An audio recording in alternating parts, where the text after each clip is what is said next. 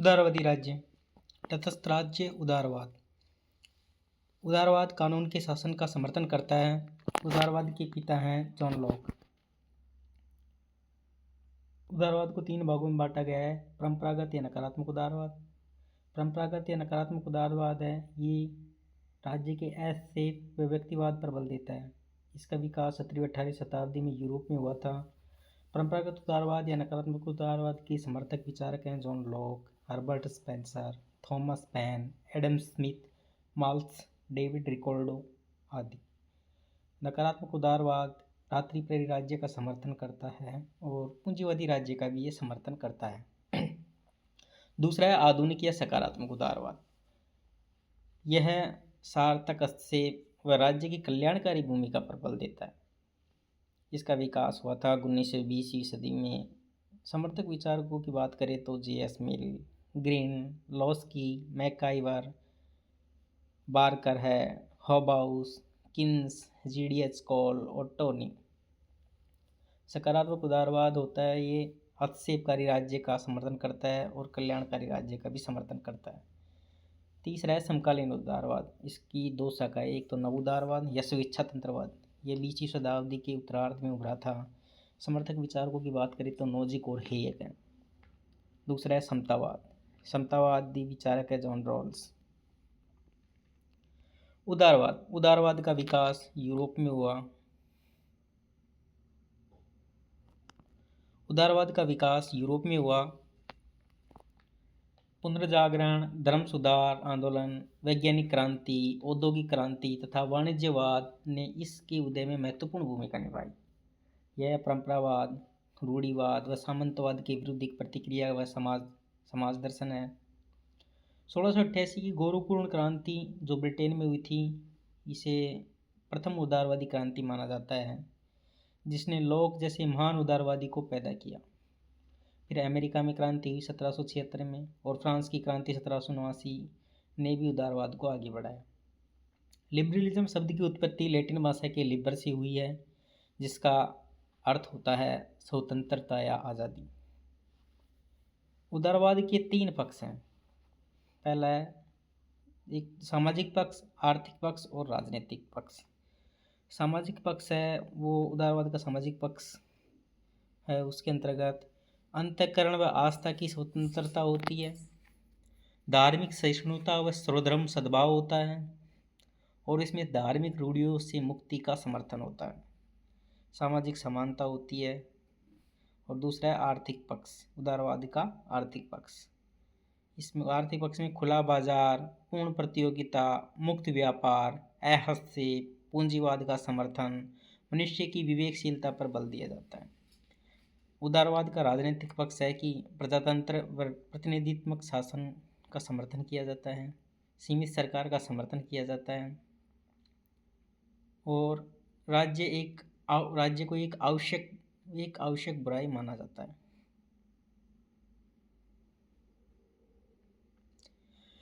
निष्कर्षतः हॉबाउस कहता है कि व्यक्ति की स्वतंत्रता व गरिमा उदारवाद की आत्मा है। उदारवाद की आत्मा व्यक्ति की स्वतंत्रता और गरिमा हॉबाउस ने बताया है।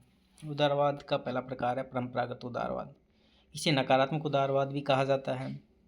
यह व्यक्ति की अबाध स्वतंत्रता, रात्रि प्रहरी राज्य तथा क्षेत्रीय आर्थिक क्षेत्र में हस्तक्षेप का समर्थन करता है।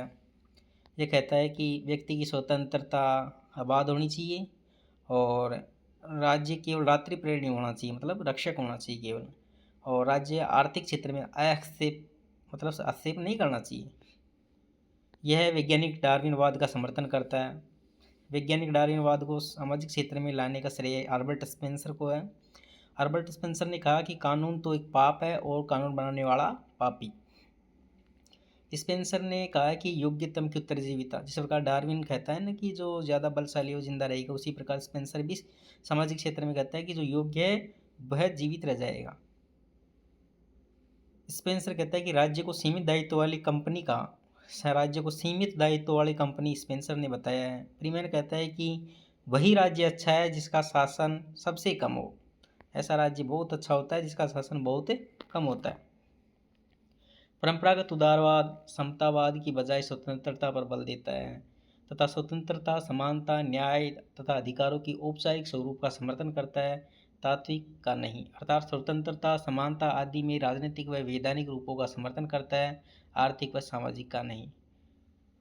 जो परंपरागत उदारवाद होता है वो स्वतंत्रता और समानता में स्वतंत्रता को ज़्यादा महत्व देता है तथा यह स्वतंत्रता और समानता और न्याय इन तीनों अधिकारों में औपचारिक रूप का तो समर्थन करता है, लेकिन इसका तात्विक रूपों का समर्थन नहीं करता। अर्थात जो स्वतंत्रता और समानता होती है ना, उसमें के राजनीतिक और वैधानिक पक्षों का तो समर्थन करेगा और आर्थिक व सामाजिक पक्षों का समर्थन नहीं करेगा। जो नकारात्मक उदारवाद होता है, यह अणुवादी समाज का समर्थन करता है। अणुवाद व्यक्तिवाद पर आधारित समाज होता है। उपयोगितावाद, उपयोगितावादी हैं जो बेंथम और मिल, ये लोग के प्राकृतिक अधिकारों की तो मजाक करते हैं, लेकिन ये उदारवाद होता है यह भी एक व्यक्तिवादी दृष्टिकोण का ही एक रूप होता है। दूसरा है उदारवाद का दूसरा रूप है स्वेच्छातंत्रवाद। इसे नव उदारवाद व नव दक्षिण पंथ भी कहा जाता है। स्वेच्छातंत्रवाद को कहा जाता है नव उदारवाद या नव दक्षिण पंथ भी कहा जाता है। यह नकारात्मक उदारवाद का ही समकालीन रूप है जो समानता की बजाय स्वतंत्रता पर बल देता है। हैक के मुक्त आर्थिक क्षेत्र व राज्य के समाज कल्याणी कार्यों से हाथ वापस खींचने जैसे विचारों को इंग्लैंड के 80 के दशक में मार्गरेट थैचर और अमेरिका के राष्ट्रपति डोनाल्ड रीगन ने समर्थन दिया था। इसी ने भूमंडलीकरण, उदारीकरण व निजीकरण का आरंभ हुआ तथा वैश्विक अर्थव्यवस्था में विश्व व्यापार संगठन WTO जैसे संगठन सामने आए। उदारवाद के उत्पाद के रूप में पूंजीवादी राज्य की शुरुआत हस्तक्षेप लेसेस-फेयर से हुई, रात्रि प्रेरित राज्य बने, फिर आधुनिक उदारवाद के तहत कल्याणकारी राज्य व नए स्टेट की आधारशिला रखी गई। 1980 के बाद राज्य वापस पीछे लौटने लगा तथा न्यूनतम राज्य का रूप लेने लग गया। आधुनिक उदारवाद या सकारात्मक उदारवाद, 1950 के दशक के बाद सकारात्मक उदारवाद का उदय हुआ। यह रात्रि प्रेरित राज्य के बजाय कल्याणकारी राज्य का समर्थन करता है। इसके उदय में मार्क्स की लाल क्रांति का भय, 1917 की रूस की साम्यवादी क्रांति, JS मिल के राज्य के सकारात्मक हस्तक्षेप के विचारों, ग्रीन द्वारा 3 सामाजिक बुराइयों अज्ञानता, नशाखोरी और निर्धनता की उन्मूलन हेतु राज्य की सकारात्मक कार्रवाई, किन्स के कल्याणकारी आर्थिक दर्शन व वेबेरियन रिपोर्ट 1942 ने महत्वपूर्ण भूमिका निभाई है। जो सकारात्मक उदारवाद है उसका उदय में एक तो मार्क्स की क्रांति का डर था एक तो इनको, और 1917 में जो रूस में साम्यवादी क्रांति हुई उससे डर गए थे उदारवादी। और मिल ने जो अपना सकारात्मक हस्तक्षेप का विचार दिया था उसको आधार माना इन्होंने। और ग्रीन की जो 3 सामाजिक बुराइयों की बात करता है, ग्रीन अज्ञानता, नशाखोरी और निर्धनता, इनकी उन्मूलन हेतु राज्य की सकारात्मक कार्रवाई की बात करते हैं। ग्रीन कहता है कि राज्य बाधाओं को बाधित करता है। राज्य होता है ना, जो कोई बाधाएं आती है उनको रोक देता है। व्यक्ति के जीवन में जो बाधाएं आती है उनको रोकने का काम कौन करता है? राज्य। ग्रीन कहता है कि राज्य का आधार इच्छा है, न कि शक्ति। राज्य का निर्माण शक्ति से नहीं बल्कि किससे हुआ है? इच्छा से। ऐसा कौन कहता है? ग्रीन। यह राज्य व व्यक्ति दोनों को महत्व देता है तथा अणुवादी समाज का विरोध करता है। यह स्वतंत्रता, समानता, न्याय आदि के तात्विक पक्ष पर बल देता है। आर्थिक क्षेत्र में हस्तक्षेप की बजाय तार्किक हस्तक्षेप पर बल देता है। यह कहता है कि आर्थिक क्षेत्र में हस्तक्षेप तो किया जाना चाहिए, पर हस्तक्षेप कैसा होना चाहिए? तार्किक। इसे किन्सवाद भी कहा जाता है। आर्थिक क्षेत्र में किन्स का समर्थन। कल्याणकारी राज्य शब्द का सर्वप्रथम प्रयोग आर्कबिशप टेम्पिल ने अपनी कृति सिटीजन एंड चर्चमैन में किया था।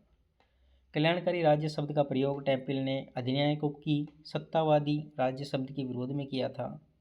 मैकाइवर अपनी पुस्तक मॉडर्न स्टेट में कल्याणकारी राज्य का समर्थन करता है और मैकाइवर सेवाधर्मी राज्य का भी समर्थन करता है। 1942 में आई वेबेरियन रिपोर्ट की सिफारिशों को द्वितीय विश्व युद्ध सेकेंड वर्ल्ड वॉर के बाद आई क्लाइमेट एटली की सरकार ने लागू किया। अतः ब्रिटेन को कल्याणकारी राज्य का घर कहा जाता है। इंग्लैंड में इसका मुख्य समर्थक लोस्की तथा कनाडा में मैकाइवर था। इसने सेवाधर्मी राज्य का समर्थन किया। सकारात्मक उदारवाद जब समाजवाद के निकट पहुंच जाता है तो इसे तो उसे इंग्लैंड में तो फेबियनवाद कहा गया और अन्य देशों में प्रजातांत्रिक समाजवाद कहा गया। अब है समतावाद। यह सकारात्मक उदारवाद का समकालीन पक्ष है जो स्वतंत्रता, समानता और द्वंद्व में समानता का पक्ष लेता है। ये जो समतावाद है ये स्वतंत्रता और समानता के बीच जो बहस है उसमें समानता का पक्ष लेता है तथा राज्य स्वतंत्रता समानता के तात्विक पक्षों का समर्थन करता है। समर्थक विचारक है John Rawls, Amartya Sen, Ronald Dworkin, Eric Rokoski, Amartya Sen. और अमर्त्य सेन है ना, ये कैपेबिलिटी समतावाद की बात करता है, मतलब क्षमता समतावाद की बात कौन करता है? अमर्त्य सेन।